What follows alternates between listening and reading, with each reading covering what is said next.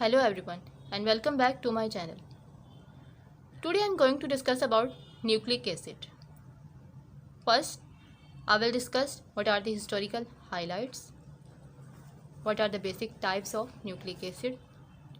Then I will discuss briefly about all the types of nucleic acid. So let's start. First we have it was discovered by German chemist Friedrich Mischer in 1869. First, Mischer extracted a white substance from nuclei of pus cells and salmon sperm, and then he concluded that or noted that a single substance that is specific cause of fertilization is only nuclein, and the chemical nature of nuclein was 14% nitrogen and 2.5% phosphorus.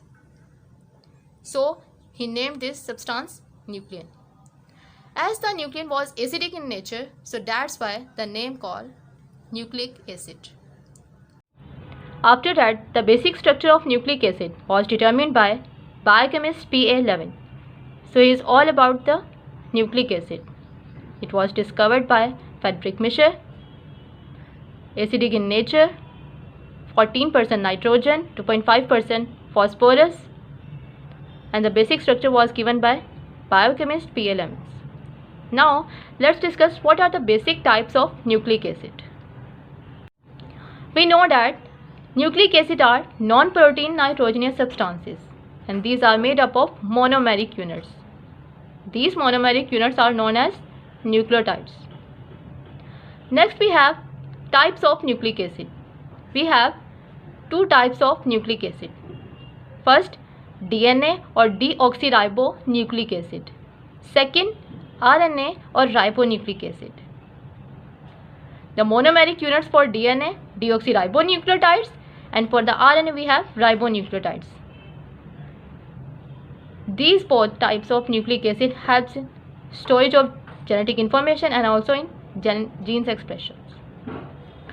Next we have what are the basic components of nucleic acid. We have three main basic components of nucleic acid: 5-carbon sugar, nitrogenous bases, and phosphate groups. Now let's discuss briefly one by one. First we have 5-carbon sugar, and we have two types of pentose sugar. For RNA we have ribose. For DNA we have deoxyribose. In ribose we have hydroxyl group at 2' position. That's why the sugar is ribose sugar. But in the DNA at 2' position we have only just hydrogen. So that's why the sugar is deoxyribose. D means lack of oxygen. Next we have nucleotide bases, and we have two types of nitrogenous bases, either purines or pyrimidines. Purines, these are double ring, and these are two types, adenine and guanine, and these both purines are present in DNA and RNA both. Second we have pyrimidines. These are single ring, and we have three pyrimidine bases. First we have cytosine. These are present in both DNA and RNA. Second, thymine, that is only present in DNA, but the uracil, that is only present in RNA. Some minor bases are also present: xanthine, hypoxanthine, and uric acid. These are intermediates of purines and pyrimidines. This is an important point. Guanine forms 3 hydrogen bond with the cytosine, and adenine forms 2 hydrogen bond with the thymine or uracil. From this mnemonic you can easily remember cars in garage.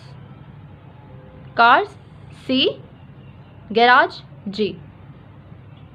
So guanine pairs with the cytosine, and apple in trees adenine with the thymine or uracil. From this mnemonic you can easily remember.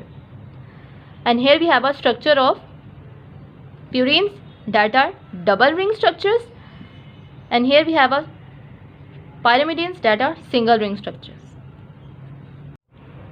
In the last we have phosphate groups. In nucleic acid, either DNA or RNA, if one phosphate group is present, so it is called mononucleotide. If 2 phosphate group present, it is called dinucleotide. And if it 3 phosphate group present, it is called trinucleotide. And the nucleoside, either the di or triphosphate, these are high energy compounds. Why? Because of hydrolytic energy that are associated with the acid and hydride bonds. Here we have monophosphate with 1 phosphate group, diphosphate with 2 phosphate groups, triphosphate with 3 phosphate groups. So here is all about the nucleic acid.